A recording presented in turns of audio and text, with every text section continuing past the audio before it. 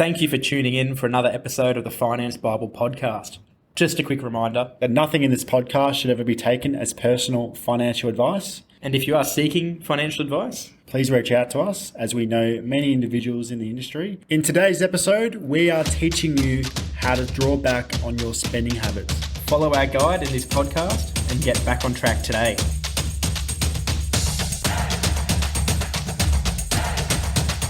And welcome back to another episode of the Finance Bible podcast. Zeke, hello. How are we? I'm very well, mate. How are you? Yeah. Good. It's actually good to finally find some time to sit down and get another potty recording. That's exactly right. It's been a heck of a start to the year. Yeah, it actually has. Very busy year so far, but been meaning to bring back some good content to the fans and help you guys get back on track with your finances. Well, that's it. In today's episode, myself, I was over the summer break, found myself spending a bit of money, and I know you did. I know you did, especially the bar. Definitely, we're both in the same boat. Basically, what I'm trying to get at is we're going to talk about a way to minimize spending habits in this episode, ourselves included. Spending, it's pretty easy to spend money on a day out, a night out, a weekend away, a holiday especially. A month out. Even if you go to work and you try not to spend money for the week, and then you find yourself across the road like today having a grilled chicken wrap. $10 later, you've done it again. We've both found ourselves on a path of destruction in terms of spending. Still investing, still doing everything we recommend doing. The trouble is, when you begin getting into the habit of spending big, going to the pub every day, hitting the pokies or whatever it is you're doing out there. Then, you don't do that? No, I don't hit the pokies. Sports bet gets me here and there, but not a pokey fan anymore. But you're not alone. Everyone is in a similar boat. You make money to spend money, but if we can reduce the spending habits, happy days. And look, there are different ways, but we've kind of come up with 5 easier ways to stop it without ending every purchase you've ever made. So number 1 would be to really dive into one category which you think you're spending a lot of money on. So for example, myself, I love the movies. Go to the cinemas a little bit. He's a romantic movie man. Entertainment's a big issue for him. There's nothing better, and entertainment is a big issue. So I spend probably most of my money on entertainment. I do like. He does help out the entertainment industry a lot. But I've realised that entertainment or movies for me, that's where a bit of my money's going towards. So what I need to do is dial back. So maybe decrease my entertainment and even that out with something else, such as eating out, or just pull back on one thing.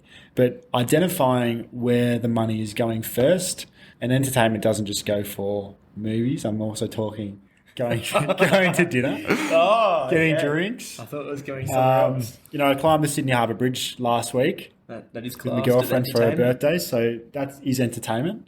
So you got to have fun with some things, but I myself finding it doing quite regularly. You need to dial back your entertainment, and that's it. I'm in a position where I need to dial back my drinking habits. Yeah, I was going to bring up. I was going to. No, you should. It's just funny. I should have. It's really bad. Well, mate, it sounds a lot worse than what you said it. You don't have any problems, but you are spending a bit of your money on alcohol, which is fine. But over the last few months, we found ourselves having a lot of events, and me in particular. Unfortunately, I've had the curse of having so many social events and just having to buy a lot of alcohol. The problem is you finish one event, say on a Saturday, and then you say to yourself, this is it. I'm going Fitspo, hitting the gym hard for the week, not going to drink for a month. Go to work on Tuesday, or a friend of yours hits you up and says, let's go out Friday night. And you're like, you say no at the start of the week, and then Friday hits you, and say, yeah, we'll do it. Well, I think just like myself, identifying it, mate. Oh, it's identifying. We're all here for you. No, it's not serious like that. But honestly, at least you've figured that out, and you can dial back on your Long Islands you have.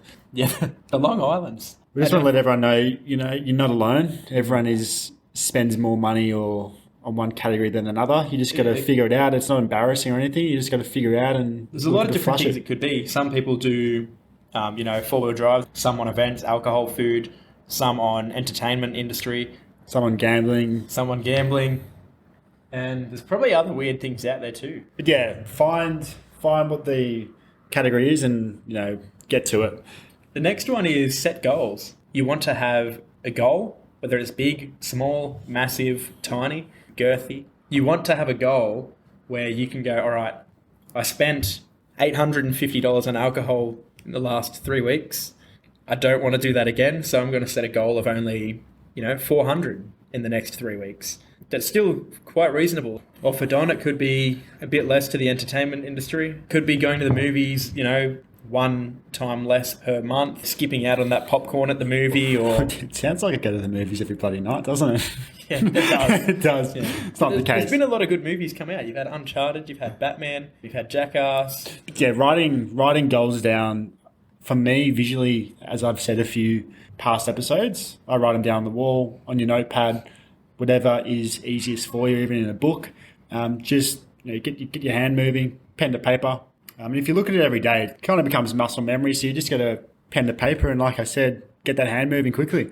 Make sure you put your goals somewhere you can actually visibly see them.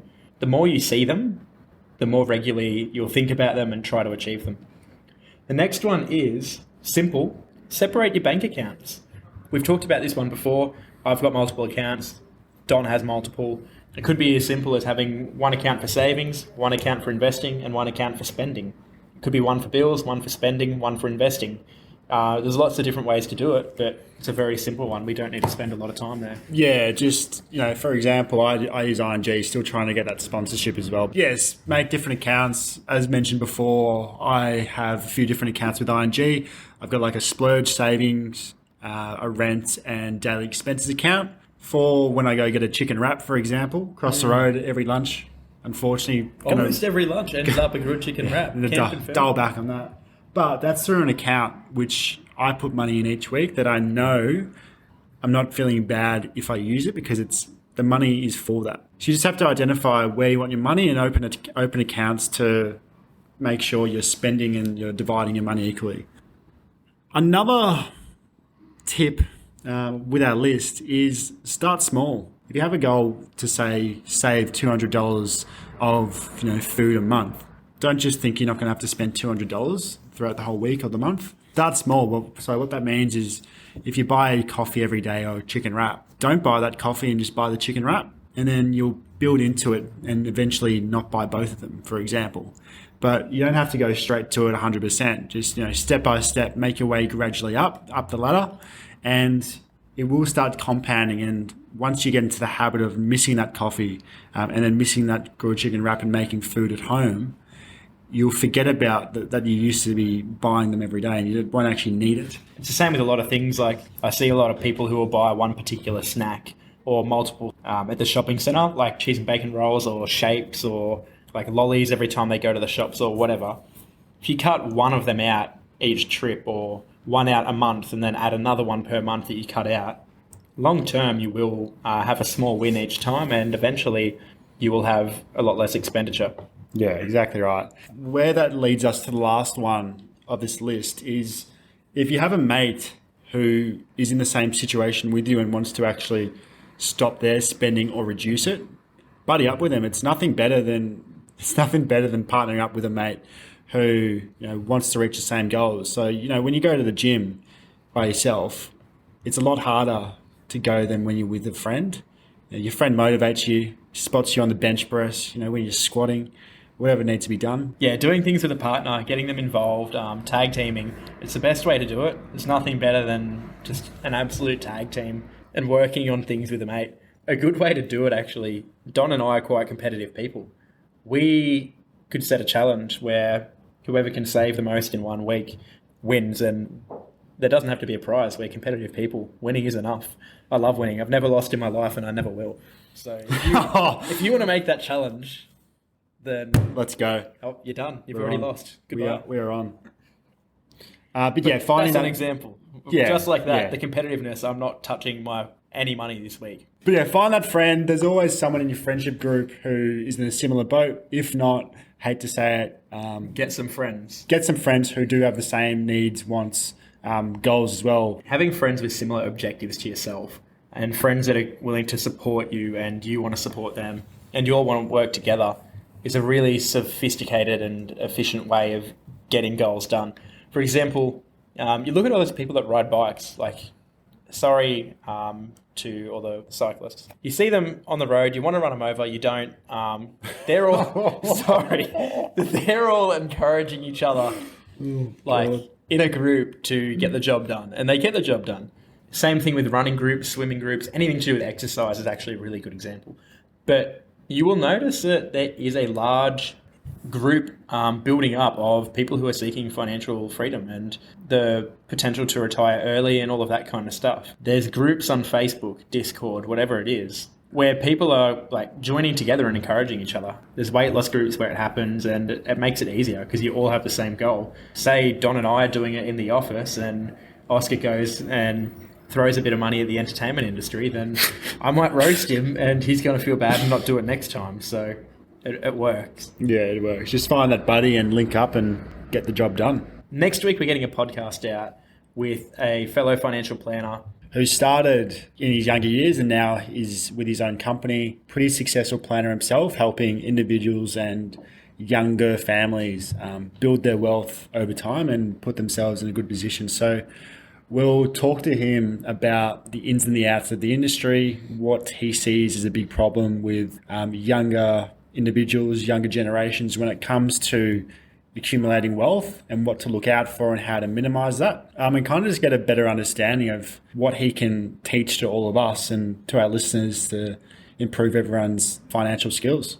That's all for today. We'll catch you all next week for that podcast with Don, myself, and fellow financial planner.